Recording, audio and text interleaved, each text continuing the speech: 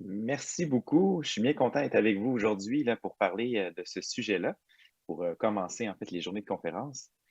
Donc, comme on a dit, la présentation aujourd'hui s'appelle Cannabis et vapotage, leurs conséquences sur les maladies pulmonaires. Donc, mes conflits d'intérêts sont écrits ici. Donc, plusieurs compagnies qui font des traitements là, pour les maladies respiratoires, mais surtout en termes de MPOC. Donc, les objectifs de la présentation aujourd'hui, ça va être d'analyser les données épidémiologiques de la consommation du cannabis et du vapotage. Ça va être d'expliquer les effets du cannabis sur la santé respiratoire et d'expliquer les effets du vapotage sur la santé respiratoire. Donc, je commence avec des petites questions là, pour faire réfléchir un petit peu. Donc, il y a 4 énoncés, on cherche lequel est vrai. Donc, l'effet recherché du cannabis pris de façon récréative provient du cannabidiol. B, l'effet du cannabis est plus long s'il est ingéré plutôt que fumé. C, le cannabis est la troisième plus importante substance illicite utilisée mondialement. Et D, la combustion du cannabis produit moins de produits toxiques que le tabac. Donc, je vais vous laisser un petit 10 secondes pour réfléchir chacun de votre côté.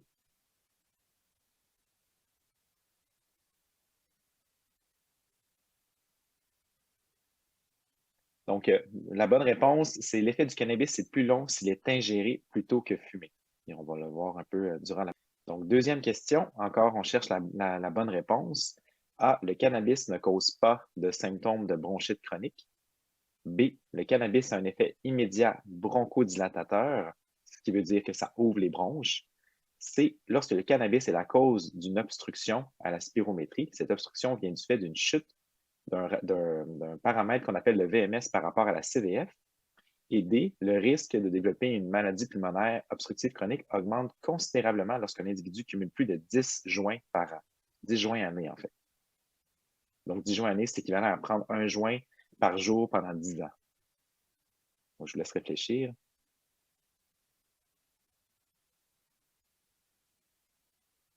Donc, la bonne réponse ici, c'est l'énoncé B. Donc, le cannabis a un effet immédiat bronchodilatateur. Et dernière question pour vous. Donc, lequel est faux? A, le vapotage peut causer des symptômes de bronchite chronique. B, le vapotage peut aider à la cessation tabagique. C, le vapotage pourrait occasionner une MPOC. Ou encore D, au Québec, il y a plus de vapoteurs que de fumeurs. Je vous laisse réfléchir un petit peu.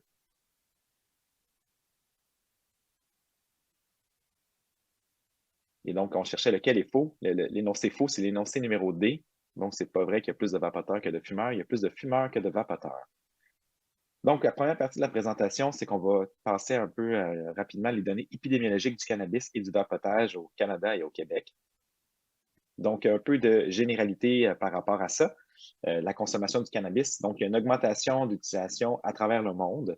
C'est la substance illicite la plus utilisée. On parle de près de 4 de la population mondiale.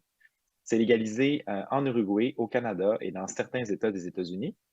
Et c'est toléré et décriminalisé dans plusieurs pays d'Europe comme les Pays-Bas, l'Allemagne, la Belgique, la Suisse ou encore l'Italie.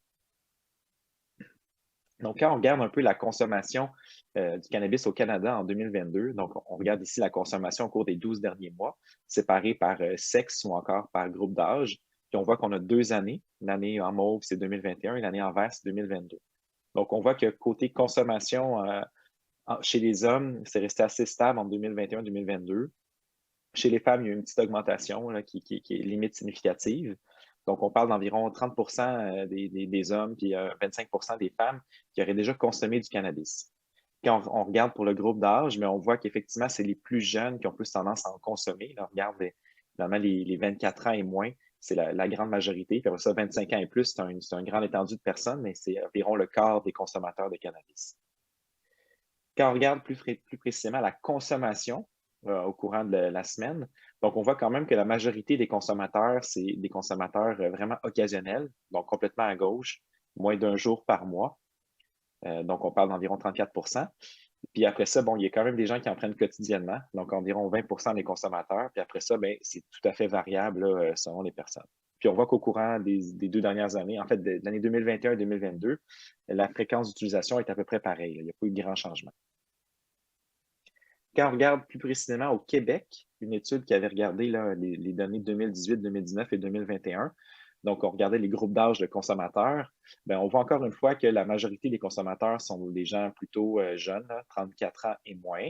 Puis on peut regarder qu'au courant des années, ben, c'est resté assez stable aussi. Bon, peut-être que les 25-34 ans ici, là, on voit qu'en 2019-2021, il y a une petite augmentation. Puis pour bon, le groupe de 55 ans et plus, ben, au courant depuis 2018, dans le fond, depuis la légalisation, on voit que tranquillement, il y a peut-être une petite augmentation vers le haut, là, des gens qui veulent essayer. Mais comme on a vu, ça reste des gens qui fument de façon occasionnelle. Ce n'est pas la majorité du tout qui fument de façon quotidienne. Donc, il y a une enquête, là, tabac et produits de vapotage au Québec en 2020. Donc, on notait en 2020 que 12 des personnes de 15 ans et plus fument la cigarette et 4 vapotent. Donc, c'est là qu'on voit qu'il y a plus effectivement de fumeurs que de vapoteurs. Et la grande majorité des vapoteurs sont jeunes, donc moins de 25 ans, alors que les fumeurs de cigarettes sont proportionnellement plus nombreux, entre 25 et 64 ans. Donc, les gens plus âgés, en fait, on fume plus que les gens plus jeunes qui vapotent. Puis ça, c'est un autre problème, le vapotage, parce que comme vous le savez probablement, ça crée une grande dépendance. Et quand on commence jeune à fumer ça, ben, on a malheureusement probablement tendance à pouvoir continuer longtemps dans la vie. Donc, maintenant, on va parler un peu de cannabis et santé respiratoire. Donc, un peu de généralité sur le cannabis. Donc, les substances actives au niveau du cannabis, quand les gens en consomment, ça s'appelle les cannabinoïdes. Donc, c'est constitué de différentes composantes chimiques. Les deux plus fréquents ou les deux plus connus sont le THC et le CBD. Le THC, c'est la substance, quand on consomme du cannabis, qui est psychoactive et qui peut effectivement de faire une bronchodilation, donc ouvrir les bronches. Et le CBD, c'est la substance qui est plutôt anxiolytique et qui va moduler les effets un peu perturbateurs du THC. Quand c'est consommé par inhalation, c'est absorbé rapidement par le poumon.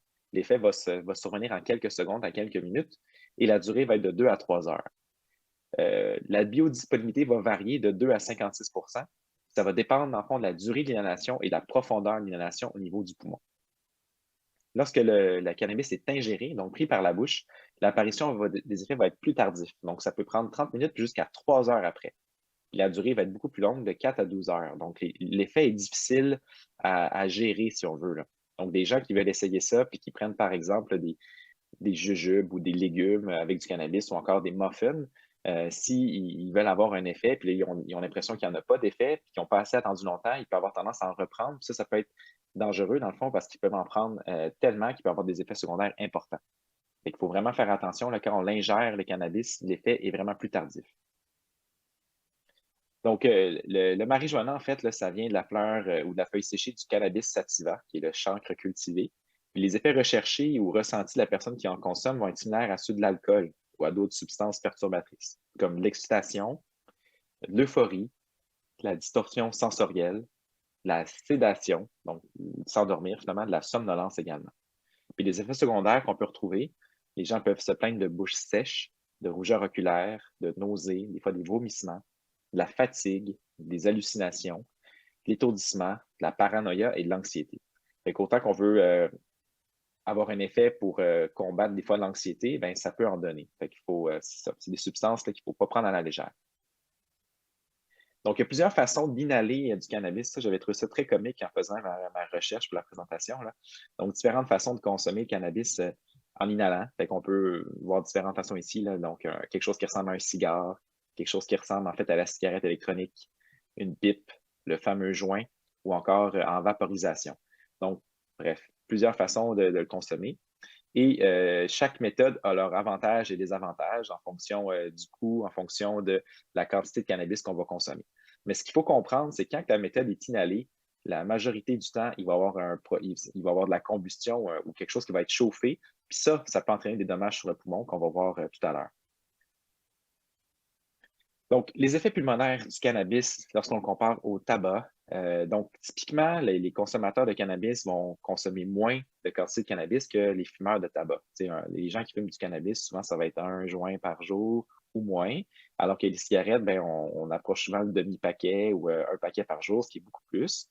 Les techniques d'inhalation entre les deux sont différentes. Les gens qui consomment du cannabis vont souvent prendre des inhalations plus profondes avec un temps où que la substance est gardée à l'intérieur du poumon de façon plus longtemps.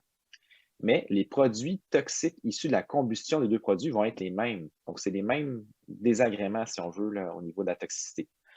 Donc, en théorie, l'atteinte respiratoire engendrée par les deux substances devrait être à peu près similaire. Donc, ici, je vous montre une étude là, qui a été publiée dans un journal prestigieux de médecine qu'on appelle le New England Journal of Medicine. Une étude qui a été publiée en 1973. Donc, ça fait très longtemps. Puis, on regardait l'effet de la marijuana fumée sur l'atteinte bronchique, là, si ça faisait justement de la bronchodilatation ou de la bronchoconstriction.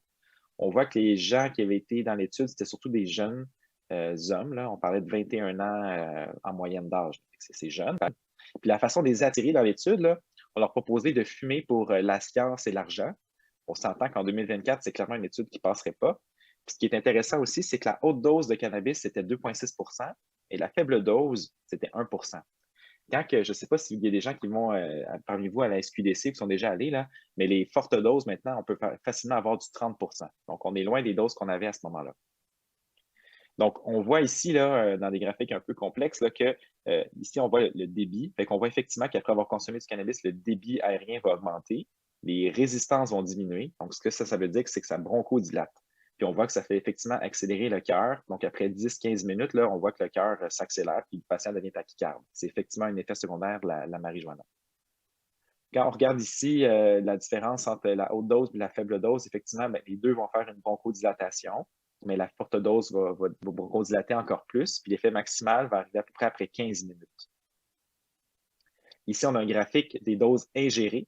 Fait qu'on voit que les gens qui consomment du cannabis en le prenant par la bouche, bien, plus la dose est élevée, effectivement, plus l'effet va être encore présent pour la bronchodilatation. Mais on voit que l'effet maximal va être beaucoup plus tard que lorsque c'est fumé. Ici, on est à 180 minutes au lieu de 15 minutes. Donc, vraiment, l'effet est retardé lorsqu'on le prend par la bouche. Donc, sur le poumon, là, quand les gens ils fument du cannabis, on peut avoir des différents changements. En théorie, en ce qui concerne la spirométrie, donc un test de souffle, il n'y aura pas de changement avant que le patient ou la personne ait atteint 20 joints par année. Donc, finalement, ça, c'est l'équivalent de fumer un joint par an pendant 20 ans. C'est énormément de consommation. Il y a une augmentation du risque d'obstruction des voies aériennes de 2 fois par rapport à la normale. Mais le problème avec ces différentes études qui ont analysé ça, il y avait beaucoup de co-consommation avec le tabac. Ce n'était pas nécessairement des gens qui avaient juste pris du cannabis. Est-ce que vraiment le cannabis avait un effet ou non? Il y a eu un article de revue qui a été publié là, en 2013 là, sur les effets du cannabis sur le poumon. Donc, effectivement, le cannabis donne des symptômes comme les gens qui fument, là, dans le fond, de toux chronique, de sécrétion, de bruit respiratoire, d'essoufflement. Au niveau des tests de fonction respiratoire, là, des tests qui sont faits en pneumologie, on peut avoir de tout là, dans les études. Fait que ça peut ne donner aucun changement ou encore une augmentation des paramètres ou une diminution des paramètres. Parce que, comme on disait, il y a beaucoup d'hétérogénéité dans les différentes analyses. Le cannabis, là, dans ces années-là, là, c'était pas légal. Donc, les études là, sont moins robustes. Quand on regarde par rapport aux effets du cannabis sur le poumon, encore une fois, dans les guidelines de pneumologie qu'on appelle le GOLD, ça a été mentionné que, comme vous le savez peut-être, le facteur de risque numéro 1 de développer, par exemple, une MPOC, c'est le tabagisme. Eh bien, le tabagisme, il y a aussi la consommation de marijuana qui a été énoncée qui pourrait donner la MPOC. Puis, vous le savez peut-être, mais la MPOC, là, c'est un facteur de risque indépendant pour développer un cancer du poumon. Donc, oui, la cigarette, le facteur de risque presque majeur pour le cancer du poumon, mais après ça, la MPOC, donc le fait d'avoir une MPOC, on a plus de chances aussi statistiquement d'avoir un cancer du poumon. Donc, le fait que la marijuana peut occasionner une MPOC, mais indirectement, ça pourrait augmenter le risque d'avoir un cancer du poumon. Donc, ici, on voit encore d'autres exemples de propositions d'étiologie d'une maladie qu'on appelle la MPOC. Puis comme on voit en MPOC, bon, la cigarette, c'est un des facteurs de risque importants, mais on parle aussi de vapotage, de cigarettes électroniques et de cannabis. Ça, on va y revenir plus tard dans la présentation. Donc, par contre, par rapport au fait que la marijuana pourrait créer des maladies des bronches comme une MPOC, les experts sur le sujet mettent quand même une mise en garde parce que dans les analyses, on aurait vu que le THC aurait des propriétés anti-inflammatoires au niveau pulmonaire et aussi que l'exposition à la fumée est tout de même moins importante avec le cannabis que le tabac. Donc, clairement, ça donne des symptômes de bronchite chronique. Les gens qui consomment du cannabis inhalé ont des symptômes de bronchite chronique, mais ce n'est pas tout à fait clair encore pour la MPOC. Donc, il mentionne qu'on a besoin de plus d'études pour étudier ce sujet-là. Donc, pour continuer sur les effets de la marijuana sur le poumon, bien, pour ce qui est du cancer du poumon, différentes analyses montrent qu'il n'y a pas d'association. Puis il y en a d'autres qui montrent qu'il y aurait une augmentation significative, mais comme je l'ai mentionné, il y a beaucoup de co-consommation avec le tabac dans ces groupes-là, où les groupes contrôle étaient inadéquats. Donc, c'est dur de porter vraiment une conclusion en 2024 par rapport à ça. Même chose pour le cancer des voies aériennes supérieures. Pour ce qui est des infections des voies aériennes, donc les infections pulmonaires, il y a eu des cas d'infections à champignons chez les consommateurs de cannabis, des infections à tuberculose également, une augmentation de faire des pneumonies chez les patients qui auraient un VIH, mais il n'y a pas clairement de lien entre la consommation du cannabis et la progression vers quelqu'un qui aurait un sida ou des infections encore opportunistes. Pour ce qui est des personnes qui développent des bulles au niveau pulmonaire, il y aurait des cas rapportés de pneumothorax, donc de fuite d'air au niveau du poumon, de pneumomédiastin ou encore de bulles au niveau du poumon. Donc, c'est des choses qui sont rapportées. Une étude intéressante là, qui avait regardé l'effet du cannabis en vaporisation sur l'essoufflement de patients qui étaient atteints de maladies pulmonaires obstructives chroniques. Donc, on avait des patients, là, on avait 16 patients qui avaient une atteinte quand même sévère à très sévère de leur maladie. On leur donnait soit une dose vaporisée de cannabis ou encore une dose placebo. On voit que la dose vaporisée est à 18 %. On est loin du 2,6 % de 1973. Dans cette étude-là, on regardait finalement les réponses du traitement sur la physiologie du patient, sur ses tests de souffle et sur son affect, sur ses sensations. Puis au final, entre les deux groupes, donc les gens qui ont reçu du cannabis vaporisé puis les gens qui ont pris un placebo, mais il n'y avait pas de différence sur leur essoufflement, sur leur temps d'endurance sur un vélo, sur leur test de souffle ou encore sur leur perception de leur maladie. Fait qu'au final, ça a été négatif comme étude. Le cannabis ne semble pas aider les gens à être moins essoufflés dans une maladie comme la NPOC.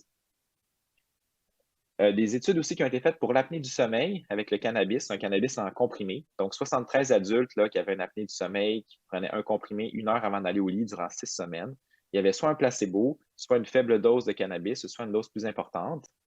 Puis, ce qu'on voit, c'est que les gens qui prenaient du cannabis avaient une diminution quand même un peu de leur index d'apnée du sommeil, mais pas nécessairement de façon assez significative pour faire en sorte qu'il n'y avait plus d'apnée.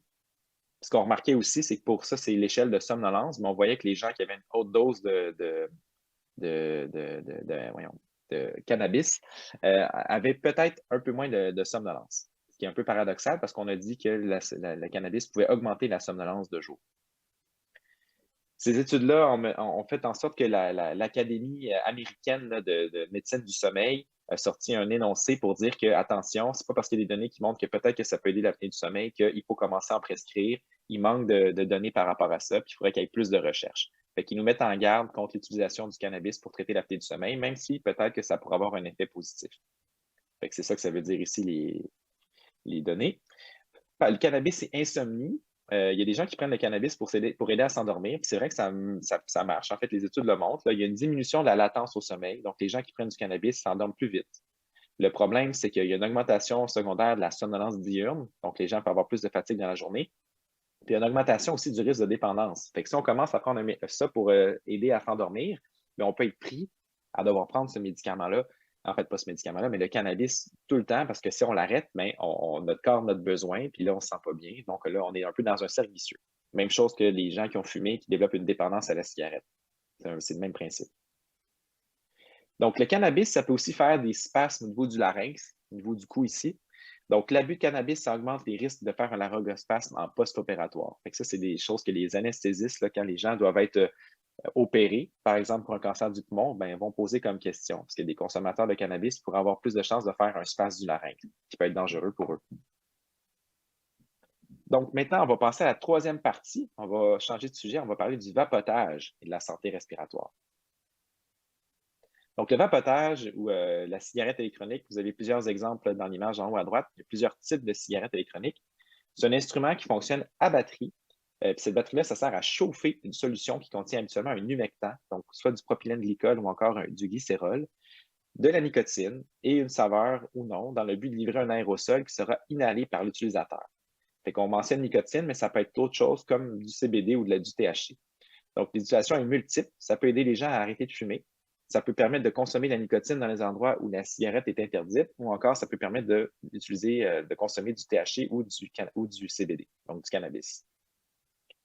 Donc, le vapotage, ce n'est pas sans risque non plus.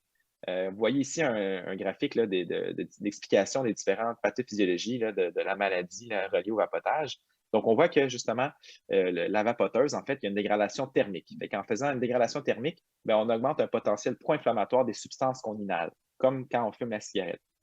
Au niveau des voies aériennes, bien, on augmente la résistance des voies aériennes, l'édème à ce niveau-là, la déposition de particules au niveau des voies aériennes et de métaux lourds. Puis on a une diminution de l'immunité acquise et en fait innée et de la réponse aux infections lorsqu'on fait une infection. Au niveau de l'épithélium bronchique, donc des bronches, on a un stress oxydatif qui va arriver, puis on a une atteinte de notre mucus qui nous protège des stresseurs de l'environnement. Puis au niveau des alvéoles, bien, on va avoir ce qu'on appelle des macrophages, qui sont un peu nos cellules de défense qui vont être perturbées, l'inflammation qui va être à ce niveau-là, puis on va avoir une augmentation des produits, en fait, qui dégradent le poumon. Fait que le vapotage, c'est pas sans risque non plus. Là. C'est prouvé là, que ça peut faire des stress oxydatifs puis entraîner éventuellement à la longue des problèmes. Là, le vapotage, c'est trop récent pour qu'on voit vraiment à long terme c'est quoi le problème. Donc, manifestation pulmonaire et le vapotage. Donc, c'est une autre façon de voir le problème. Là. On a un effet cellulaire, donc ça fait en sorte qu'il y a plus d'inflammation des cellules inflammatoires au niveau du poumon. Au niveau des voies aériennes, mais ça va entraîner de l'édème, des sécrétions, ça peut entraîner des bronchospasmes, donc des bronches qui sont réduites, donc plus de difficultés à respirer, puis des symptômes de bronchite chronique avec de la toux, des sécrétions et tout ça.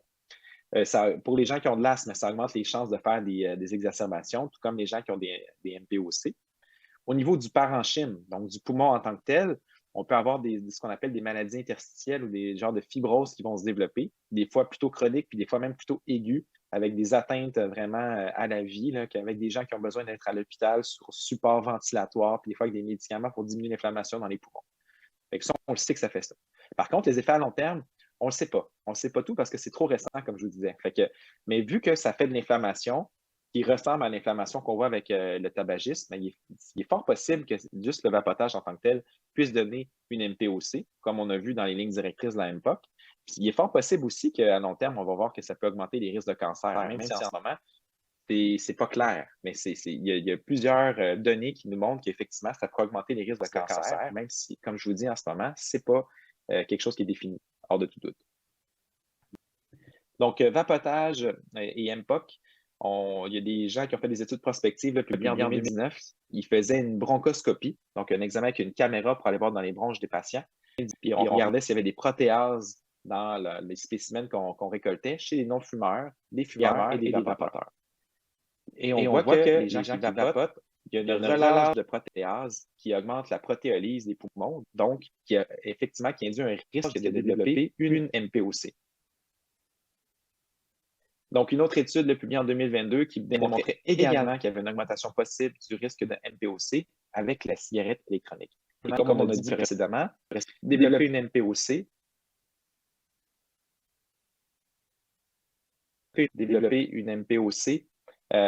ça augmente le risque de développer un cancer du poumon. OK. L'EVALI maintenant. L'EVALI, c'est les e-cigarettes or vaping product use associated acute lung injury.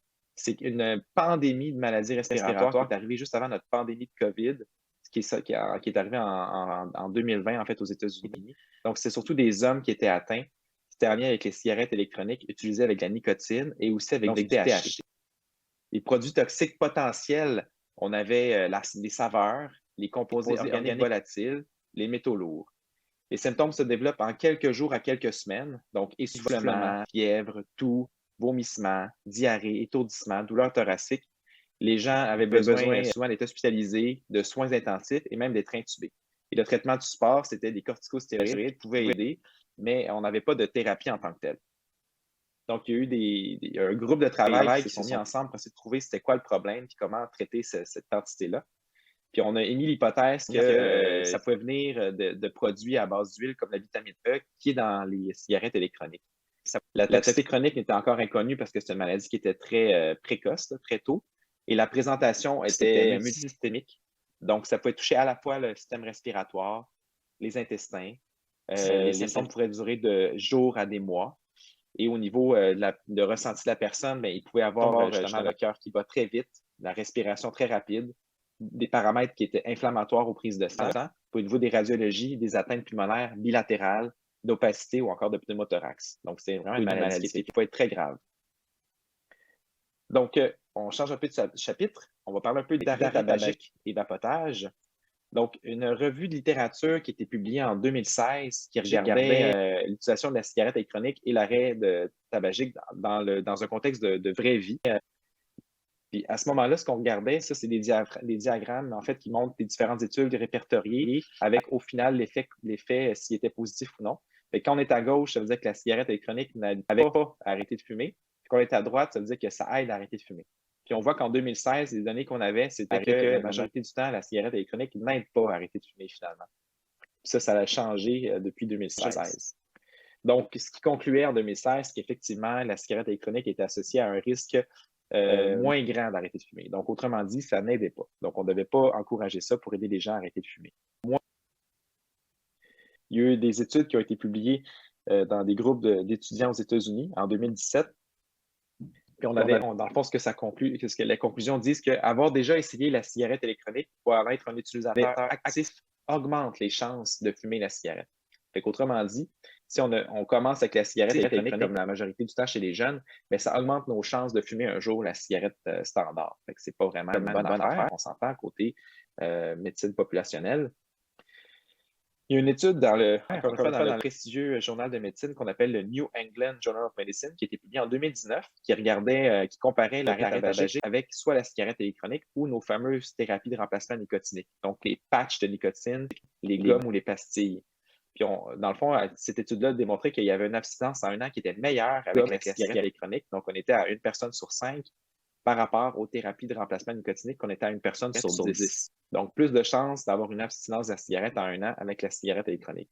Par contre, à 1 an, les gens qui avaient utilisé la cigarette électronique avaient plus de chances de continuer à l'utiliser. Donc, il y avait pratiquement 4 personnes sur 5 qui utilisaient encore la cigarette électronique en 1 an, alors que les thérapies de remplacement nicotinique, on était à 1 sur 10. Donc, finalement, on vient un peu, oui, arrêter les gens de fumer, mais on vient peut-être remplacer une dépendance par une autre, ce qui n'est pas nécessairement bénéfique. Donc, d'autres études qui nous viennent des États-Unis publiées en 2020 qui estiment qu'environ 2,3 de la population aux États-Unis utilise la cigarette électronique. Il y a 39 des utilisateurs de cigarettes électroniques qui fument également. Puis il y a 38 qui sont des anciens fumeurs. Donc, la cigarette électronique reste dans le pattern de la consommation de cigarettes conventionnelles.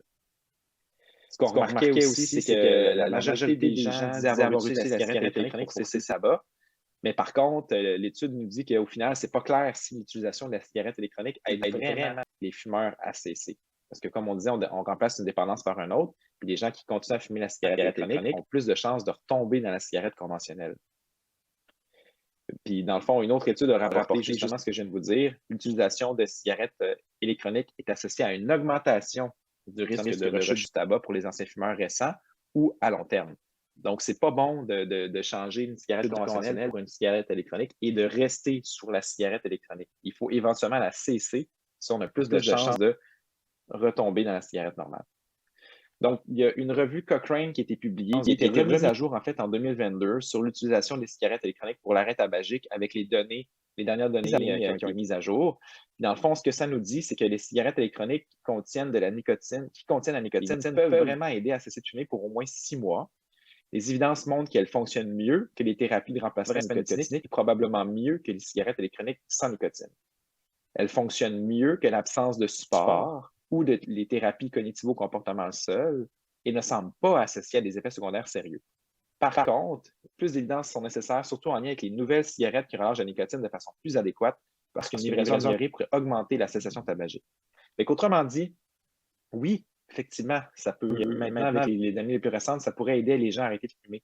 Mais il faut vraiment arrêter la cigarette électronique et ne pas continuer là-dessus à long terme, parce que ça a des risques de retomber en cigarette conventionnelle. Puis, comme on a vu dans nos autres études là, que j'ai montrées, là, qui n'ont pas nécessairement été prises en compte là-dedans, la cigarette électronique, en fait, le vapotage, c'est associé à plus de bronchite chronique, des risques probables d'MPOC, puis même probables éventuellement de cancer, même si on n'a pas de preuves à ce jour. Donc un petit résumé sur la cigarette électronique et la cessation tabagique. Donc, en résumé, là, ça augmente les chances de cesser de fumer au moins transitoirement. Ça augmente les chances de recommencer le tabac s'il y a une persistance de la cigarette électronique dans le temps. faut faire attention au remplacement d'une dépendance par une autre et c'est à risque d'effets secondaires, hein, comme on a vu. Et si on utilise la cigarette électronique pour cesser de fumer, mais il faut cesser la prise dès que possible, une fois l'objectif atteint, pour ne pas continuer ça à long terme et, comme on a vu, retomber dans les mauvais patterns, malheureusement. Donc, les messages clés de la présentation aujourd'hui, avant de prendre les questions, c'est que la prévalence de la consommation du cannabis est assez stable depuis la légalisation. Donc, ça, c'est un truc qu'on avait peur là, au niveau populationnel quand ça a été la légalisation a été confirmée. C'était que vu que ça va être légal, ça va être plus facile d'en prendre. Les gens vont commencer à en prendre de plus en plus, alors qu'on voit que c'est plutôt stable. Il n'y a pas il n'y a pas eu de grosse augmentation depuis 2018. Le vapotage est surtout présent chez les jeunes adultes. Mais ça, c'est un fléau en soi parce que le vapotage, il y a encore plus de nicotine que dans une cigarette conventionnelle, fait que les gens deviennent encore plus dépendants. Moi, j'ai eu un jeune là, de 22 ans que j'ai vu à l'urgence là, qui avait une crise d'asthme, qui vapotait. Puis je l'ai eu en suivi. Quand je l'ai eu à l'urgence, je lui ai expliqué que c'était vraiment important d'arrêter ça, que ça entraînait de l'inflammation, puis ça perpétuait ces problématiques. Puis quand je l'ai revu 2 semaines après, il me dit qu'il se sentait mieux, mais qu'il avait malheureusement recommencé à consommer du vapotage une fois de temps en temps. Puis il dit que j'ai vraiment une dépendance, j'ai vraiment un problème. C'est grave, là. Il y a 22 ans, puis il est déjà dépendant comme ça se peut pas au vapotage. Donc, l'autre affaire, c'est que la consommation du cannabis et le vapotage ne sont pas sans risque pour la santé pulmonaire. On a vu que ça faisait clairement des symptômes de bronchite chronique. On a vu aussi qu'il y avait un lien entre le cannabis, le vapotage et la NPOC, même si probablement que ça va nous prendre plus d'années pour voir si à long terme, vraiment, le vapotage seul ou encore le cannabis seul peut créer une NPOC. Puis on a vu aussi qu'il n'y avait pas à ce jour de lien clair avec le cancer, mais qu'il y a quand même des facteurs de risque communs, que autant le cannabis que le vapotage vont développer de l'inflammation au niveau des bronches, qui peuvent être justement des manifestations, des effets précurseurs d'éventuellement développer un cancer du poumon. Donc, ce n'est pas quelque chose qui est sans risque du tout. Et ce qui est clair, ce qui est souvent le cas en médecine, c'est que ça va prendre plus de recherches sur le sujet pour en arriver à des conclusions plus adéquates. Ça va être la priorité pour les prochaines années. Fait que je vais être prêt à prendre vos questions. Merci beaucoup de votre attention. On avait une question pour Dr Lévesque, c'était justement si la cigarette électronique est moins dommageable que la cigarette normale. C'est une excellente question. Honnêtement, pour ce qu'on sait jusqu'à maintenant, je pense que si le but, c'est de vouloir arrêter de fumer, puis qu'on a essayé déjà les thérapies de remplacement nicotinique ou les médicaments par la bouche, comme le Champix, ça n'a pas marché, la cigarette électronique est probablement une bonne option, mais c'est clairement pas une bonne option à long terme, par contre, comme on a vu, là, parce en fumant ça, on a plus de chances de retomber quand même dans la cigarette conventionnelle. Ça donne des symptômes de bronchite chronique, on peut développer d'autres maladies pulmonaires à cause de ça. Donc, possiblement que c'est moins dommageable que la cigarette standard, mais clairement, je n'aurais pas tendance à dire qu'il faut remplacer ça puis le continuer à long terme. Le but, là, c'est de faire une transition avec ça puis de l'arrêter le plus tôt possible. C'est pas de prendre ça à long terme. Parfait. Bien, merci beaucoup, Dr Lévesque, pour votre présentation.